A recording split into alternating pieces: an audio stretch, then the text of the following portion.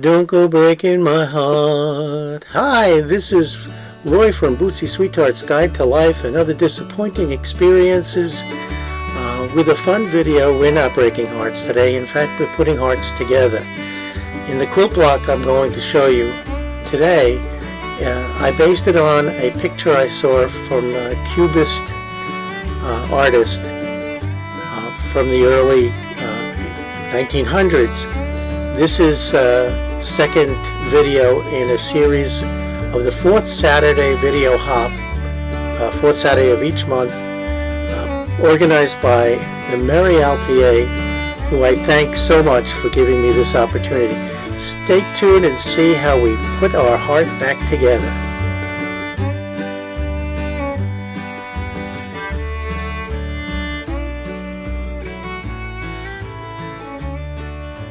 I had this idea to create a heart in a Cubist fashion by having lots of pieces put together to make one shape on a background where it will stand out.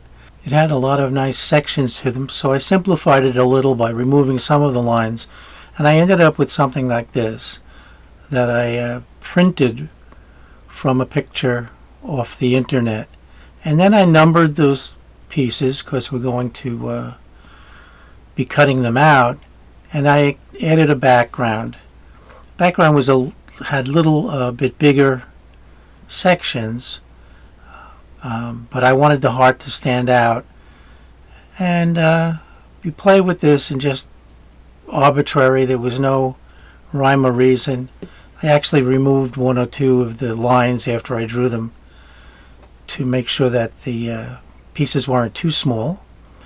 And then I lettered the background to try to keep the background pieces separate from the foreground. And of course, that didn't always work. You gotta follow what you're doing. And I put the pattern under a piece of fusible web, fusible adhesive that's heat and bond, the standard. And I retraced it on the heat and bond. And these are all little pieces that I'm cutting out on the heat and bond. Now the heat and bond sticky side is on the other side. And we wind up with all these pieces. So now let's let the fun begin. This is going to be the part of the project that's like a puzzle piece put together. So for example, now this is the piece with the fusible web on this side. Not really a web, it's really a fusible adhesive. This is heat and bond, I think. You see that piece will go there. It's going to go on to, in this case, a piece of muslin, white muslin, and it will go there. And then this backing fabric will be left in the project, and it will be the backing. But let me show you what happens here to make this even more interesting. I gathered up a bunch of my oops, don't want to lose any pieces, scrap fabrics, and I coordinated them sort of like in purples and another pile of pinks and reds. So we have a purplish pile and a pinks and reds pile, and I'm going to make the interior of the heart more pinkish and the exterior more purplish. I don't know whether the colors are going to actually match, but we'll see. So the process is to get a piece of fabric, take the piece that you're going to iron down. I have this great little iron. It's very hot, very dangerous. So I'm going to make sure that the adhesion is all around evenly so that it doesn't at all move on me. It's got to be fairly accurate. And then you can cut it out with a rotary cutter. I'm going to use a pair of scissors, still hot, asbestos hands, and I'm going to cut the piece out. Now this seems like it's going to be an ordeal, but it's a lot of, for me it's a lot of fun. So I'm cutting the piece out, and here's where the tricky part comes in. Okay. I'm trying to be as good a cutter as I can be. Alright. So, going back to the pattern. Now remember, there's going to be the muslin on top. Here's where the piece goes. But where is the adhesive? The adhesive is on this side. So, if I turn it over to glue it down to the muslin, you put the muslin back. Can you see through this? I think you can. Yeah. I'll arrange this better when I get started. It doesn't match because it's the mirror image, so I can't put it here where it looks like it belongs because the adhesive is on this side.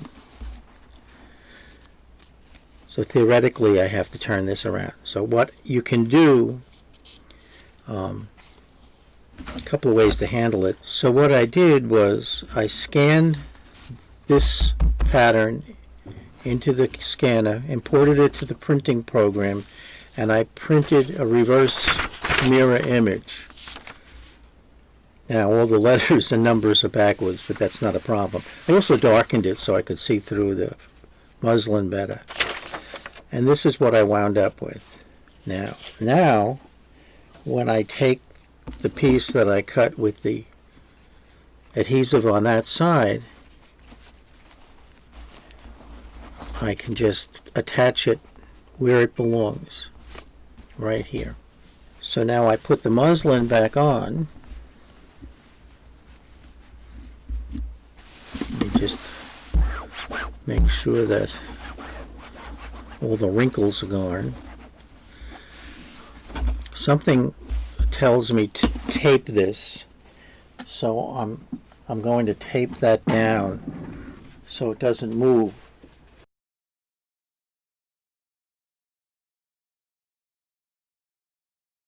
Alright, now I can take my number 7 piece, put it where it belongs. It's actually a little bit of a miscut there. Make sure it lines up as good as I can possibly do it. Okay, I'm committed to this now. Once I do this, it's committed. So I'm going to use my little handy iron to adhere the piece to the fabric.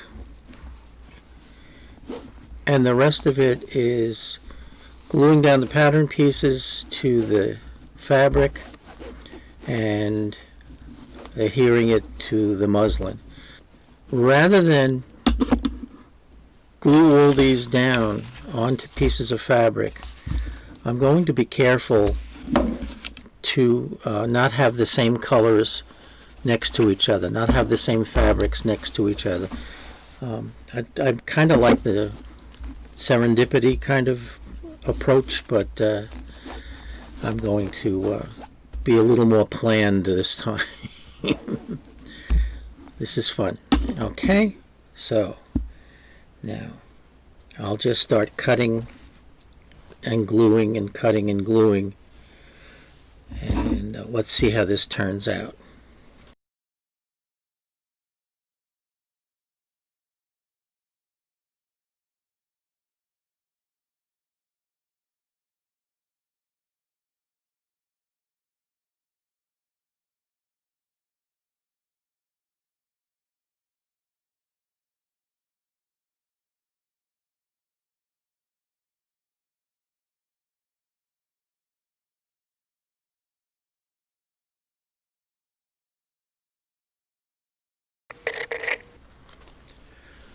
Now it's important to, this is really very important, when you are gluing the pieces down, you want to glue on the wrong side.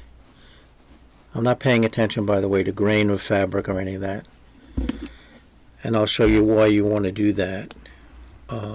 Here and there you may want to use the back side of the fabric because you may want that shade of fabric. Now this, I like this, so I may put a piece where this is, the back is showing, but here the glue is on this side, so the main fabric will show through. And actually I put a piece on backwards so you can reverse so you can see. And so it also increases the number of combinations. So if you don't have a lot of different variety, you can just switch it up a little bit by just putting the adhesive on the front side. Now see, the adhesive is on the back side, and here's the front. Now with the solid it didn't matter. Oops, don't lose your numbers or you won't know where to put the piece. Now see how easy this is to match up? I hope you can see it through the muslin. Yeah, I can, I think. I'll continue to cut and adhere pieces to the pattern, just like putting a puzzle together. It's fun to see it come together as a unit, and it uses up a lot of your tiny scraps. I still have a lot left over. Each piece you can see there's more usable fabric, even crumbs and crumbs and crumbs of fabric. Then I've chosen a different color family for the background to make the heart stand out. And the colors on the screen are not coming out exactly the way they are. They're not, like this is a pretty purple and it's not coming out that way.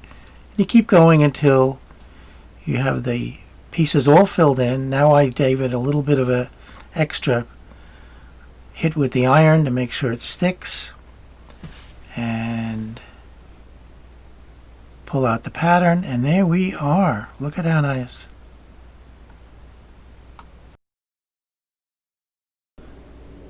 There are a lot of ways to mark the seams and to make sure the edges stay down on the fabric. I chose to couch yarn, purple, red, and black to match the background, the adjoining colors, and the black to make the heart stand out. The way I couch is to change my presser foot to the couching presser foot. There are a couple of them. I'm using here a simple one. It has a little trough-like, a little indentation for the yarn to fit under the foot. See right there, you put the yarn through there and it will go under the presser foot, and I can zigzag around the yarn. And this is really a lot of fun. I mean, if you like machinery and little gadgets and gadgets, this is for you, because you can't go wrong. You can't make a mistake. Well, you never can say make a mistake. Happy accidents. And you see now the yarn is going through the center and the zigzag is going around it. And it turns out to be really a nice effect. Difficult to see here, but I use the contrasting color just to show you. And that's how I'm going to couch all of this.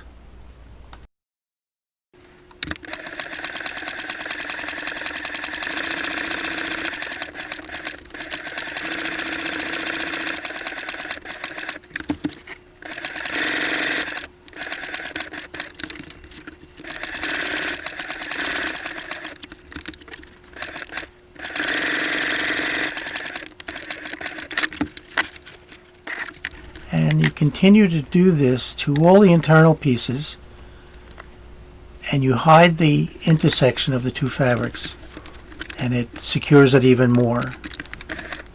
The adhesive works well, but you want I'm a suspender and belt kind of guy, so you want extra protection, extra security.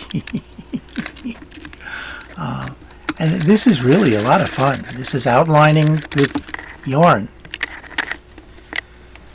Then the background, I put a purple yarn. See how much fun this is? You don't have to worry too much about holding the yarn because it just feeds through that presser foot. Let me give you a closer view here.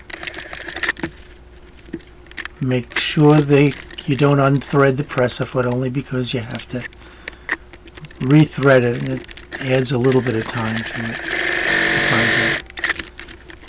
Keep going around, and it's very therapeutic.